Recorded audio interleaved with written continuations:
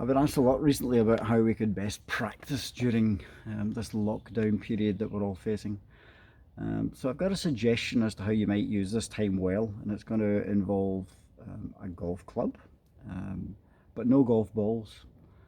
And it's not going to fix any faults or teach you anything amazingly new per se, but it's going to give you, I think, maybe the tools that when we do eventually get back to the golf course and we can practice and play, give you the tools to be able to develop your game further, develop the skills, more control over the ball, and I think that's what we're all looking for.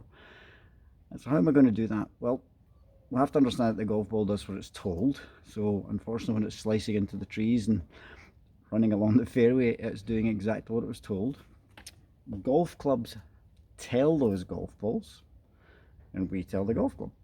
So skill, in essence, is simply our ability to tell these things what to do in relation to what we want the ball to do. No different than it would be in tennis or squash or hockey or cricket. So the ball's always reacting to the information that the club imparts on it. So if we want to become more skillful, we've got to become better at using these tools. And to do that, we need to be paying attention to them as they're swinging in real time and do something with them intentionally.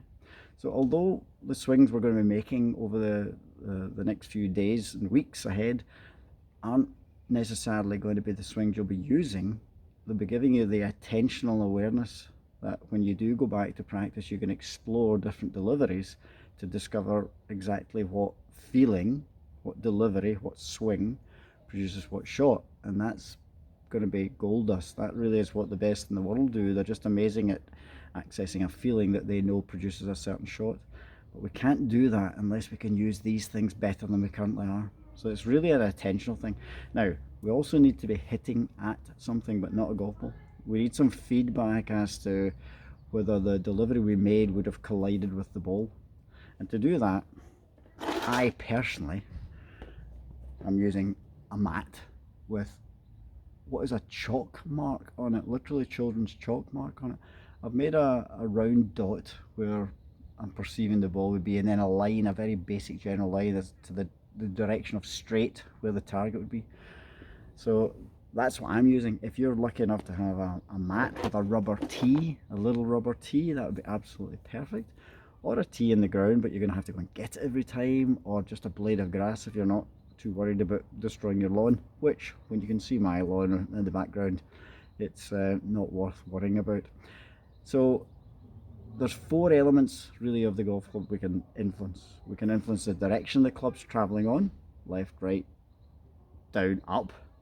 We can influence the club face's relationship to that, so it can be aiming in the same direction, so square to that direction that the club's travelling on, open to the right for a right-hander, and closed left for a right-hander, and that in relationship to the direction the club's travelling will produce the spin which makes the ball bend. We can influence the amount of force, the amount of speed we're producing, and we can influence the shaft, which will influence the trajectory of the shot. So we can influence those four things. And that's really what I'm going to be asking you to do over the next few weeks, is build up this relationship with your golf club, that it becomes more part of you, and you're paying much more attention to what you're doing with it than you are about where the ball is going to go. So we're going to be swinging, hitting that dot on my mat, and I need you to notice as you're exploring the way I'm going to ask you to consider, did you collide with the spot on the mat? And you need to notice if you hit a long way behind, a long way in front, if it was outside or inside, and we need to be sort of ballparking somewhere near the middle of it. So it's as simple as that. And today's going to be a really, really straightforward little exercise.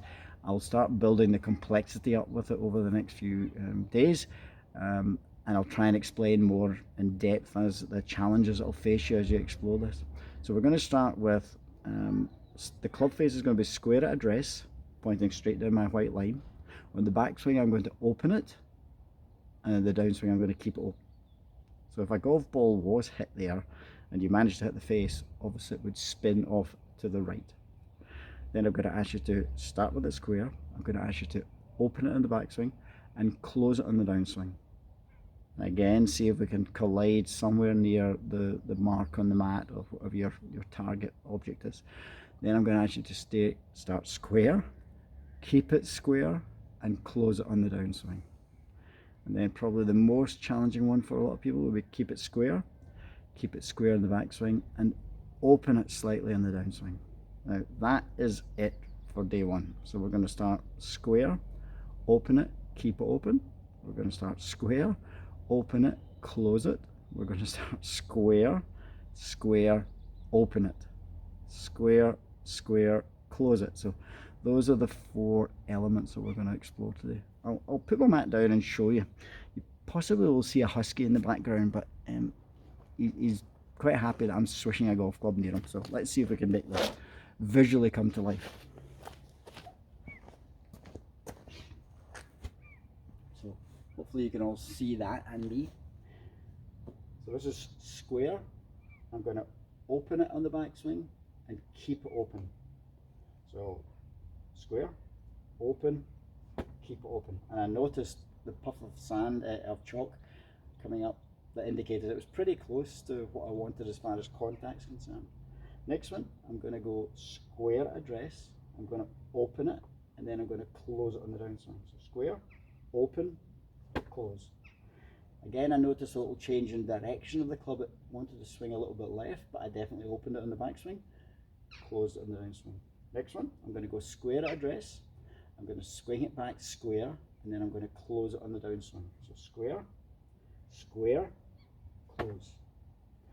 And the final one is going to be square, square, open. So square, square, open. That's quite an interestingly challenging one because I have to work quite hard to open that.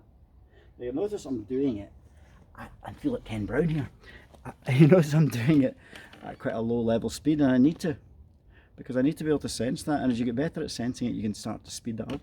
The good thing about the chalk is, I don't know if you can see that, but there's a really nice bit of chalk showing up on the face, kind of where the ball would hopefully be struck, so there's definitely a predominant mass there right in the middle. So those are your first exercises, and it's just asking you to pay attention to what you're doing with the club, do something intentionally with it, notice if it will collide with the target, and just pick up what's going on as you swish it.